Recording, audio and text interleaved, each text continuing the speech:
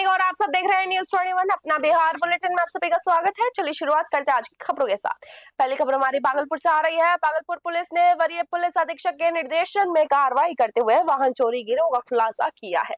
लोधीपुर थाना क्षेत्र से पवन मंडल की मोटरसाइकिल चोरी के मामले में तुरंत अनुसंधान और तकनीकी सहायता से पुलिस ने 3 अभियुक्तों यानी कि राहुल कुमार, मिथुन कुमार और देवानंद कुमार को गिरफ्तार किया है। आरोपियों की निशानदेही पर पुलिस ने प्राथमिकी में चोरी की गई मोटरसाइकिल के अलावा 3 अन्य चोरी की मोटरसाइकिलें भी बरामद की है।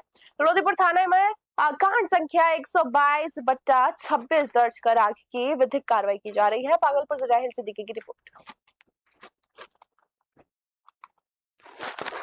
जैसा कि आप सभी लोगों को पता है कि वरीय पुलिस अधीक्षक महोदय के निर्देशन में लगातार संगठित अपराध और उसके जो गिरोह हैं उनके विरुद्ध लगातार छापेमारी की जा रही है और इस प्रकार के कोई भी मामले जो संज्ञान में आते हैं तो उस पर त्वरित गति से कार्रवाई की जाती है।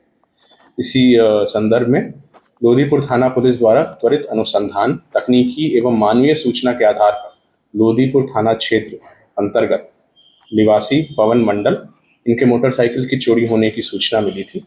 जैसा कि आप बांका जिले के बेलहर स्थित राजपुर गांव के मुख्य प्रवेश मार्ग पर बिजली विभाग की गंभीर लापरवाही सामने आई है। सड़क के ऊपर एक नहीं बल्कि कई जगहों से 11,000 वोल्ट के हाई टेंशन तार गुजरते हुए दिखाई दिए हैं और सड़क के पास स्थित केनाल में बिजली के खंभों को बिना किसी फाउंडेशन के ही गाड़ दिया गया है। बरसात के मौसम में केनाल में पानी भरने से हादसे का खतरा और अधिक बढ़ गया है। इस रास्ते में सैकड़ों बच्चे रोजाना स्कूल आते जाते हैं और जिससे हमेशा किसी अनहोनी की आशंका बनी रहती है। ग्रामीणों का आरोप है कि बार-बार ध्यान आकर्षित कराने के बावजूद विभाग का इस पर कोई ध्यान नहीं है। बांका से निकी झा की खास रिपोर्ट आप सब देख रहे हैं। बिहार के मुजफ्फरपुर जिले के सदर थाना क्षेत्र स्थित कच्ची पक्की चौक पर अवैध ऑटो पार्किंग और ट्रैफिक नियमों की अनदेखी के चलते एक दर्दनाक हादसा हो गया। कच्ची पक्की चौक पर अवैध रूप से खड़े एक ऑटो ने बरियारपुर थाना क्षेत्र के गोपालपुर निवासी 28 वर्षीय अभिषेक कुमार उर्फ बाबुल की बाइक को टक्कर मार दी, जिससे वह सड़क पर गिर गया और पीछे से आ रहे तेज रफ्तार अनियंत्रित कंटेनर ने ट्रक से उसे कुचल दिया। इस हादसे में मौके पर उसकी मौत हो गई और मृतक के बच्चों की ट्यूशन पढ़ाकर अपनी पढ़ाई और परिवार का भरण पोषण करता था, जिसकी 4 साल पहले शादी हुई थी और एक 2.5 साल की बेटी भी है। इस घटना के बाद से स्थानीय लोगों में अवैध पार्किंग और पुलिस प्रशासन की लापरवाही के खिलाफ भारी आक्रोश देखने को मिल रहा है। मुजफ्फरपुर से सत्यम शर्मा की खास रिपोर्ट आप देख रहे हैं।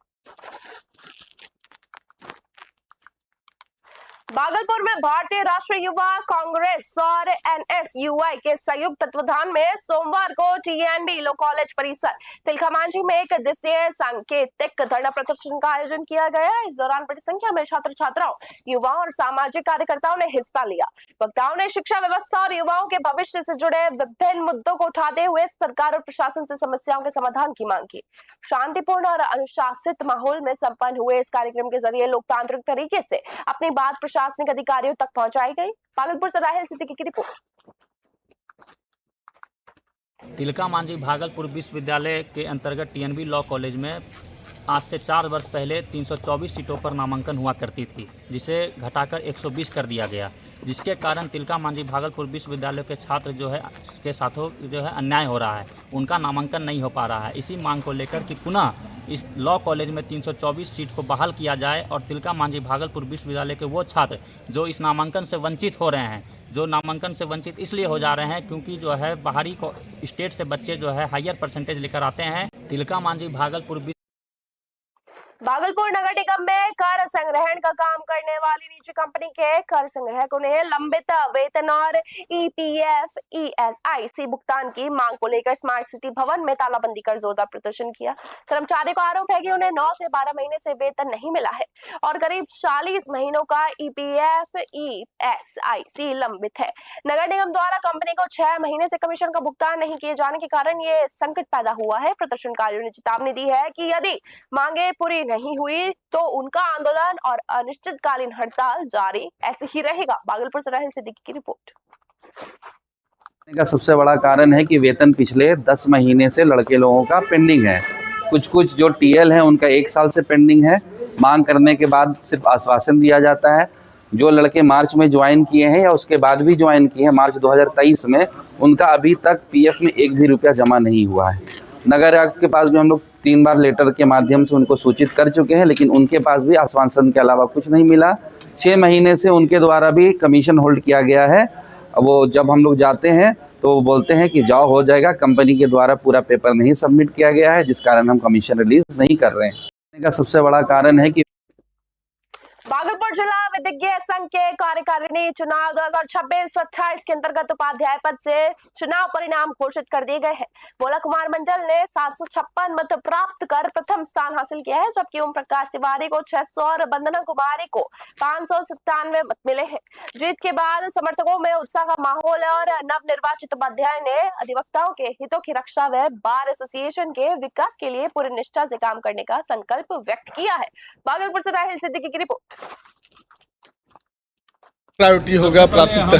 हमें सारे जो अधिवक्ता बंधु मतदाता हमारे हैं सभी को बहुत बहुत धन्यवाद देते हैं कि सब लोगों ने हम तीनों को चुना और इस लायक समझा कि अधिवक्ता हित और अधिवक्ता कल्याण के लिए हम लोग कार्य कर सकें। हम लोग का नारा था कि अधिवक्ता हित और अधिवक्ता कल्याण के लिए हम लोग कार्य करेंगे और सबसे जरूरी है जो इसमें उपहार की राशि मिलती है, मृत्युपरांत राशि मिलती है, चिकित्सा एड की जो राशि मिलती है और तब जाके बैठने की व्यवस्था की जाती है। इसलिए ये सारे जो प्रायोरिटी हैं जो हम लोग कोशिश करेंगे, यहाँ निर्णय व्यक्तिगत नहीं होता है, सामूहिक होता है। देखिए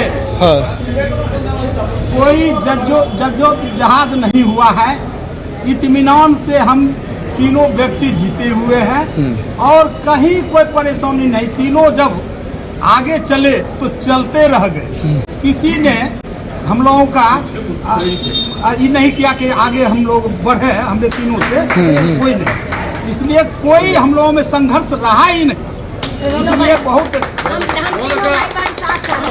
प्रायोरिटी होगा प्राथमिकता। अपना बिहार बुलेटिन में बस इतना ही। देखते रहिए न्यूज़ 21। धन्यवाद।